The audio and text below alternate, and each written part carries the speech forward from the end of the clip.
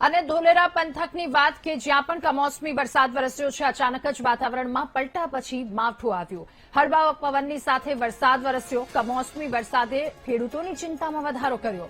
માવઠાના કારણે ખેડૂતના પાકને નુકસાનની ભીતિ સતાવી રહી છે, તો છેલ્લા 15 દિવસમાં આ ત્રીજી વખત માવઠું થતા ખેડૂતો ચિંતિત થયા છે.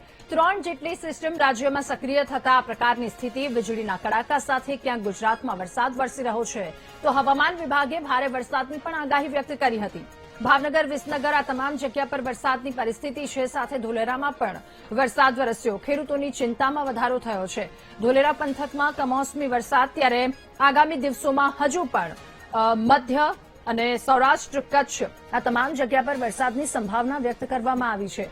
ધોલેરાથી આ વરસાદના દ્રશ્યો સામે આવ્યા છે, જ્યાં વરસાદી ઝાપટાના કારણે ખેડૂતોને મોટા પ્રમાણમાં નુકસાન પહોંચાડવાની શક્યતા. વધુ માહિતી મેળવીશું. સંવાદદાતા હરિઓમ આપણી સાથે ફોન લાઈન પર જોડાયા છે.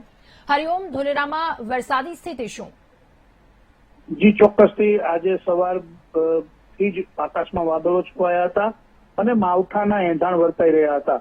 ત્યારે બપોર થતા જ હળવા પવન સાથે અહીં વાવાઝોડા જેવી સ્થિતિ સર્જાઈ અને ત્યારબાદ અચાનક જ વરસાદ વરસવાનું શરૂ થઈ ગયું હતું અને વરસાદ વરસતા ખેતરોમાં પાણી ભરાયા અને સૌથી અગત્યની વસ્તુ, ખેતરોમાં જે પશુઓ માટે શિયાળુનો કડબનો પાક હોય ચારાનો, તે પલળવાથી ખેડૂતો ખૂબ ચિંતિત જણાઈ રહ્યા છે.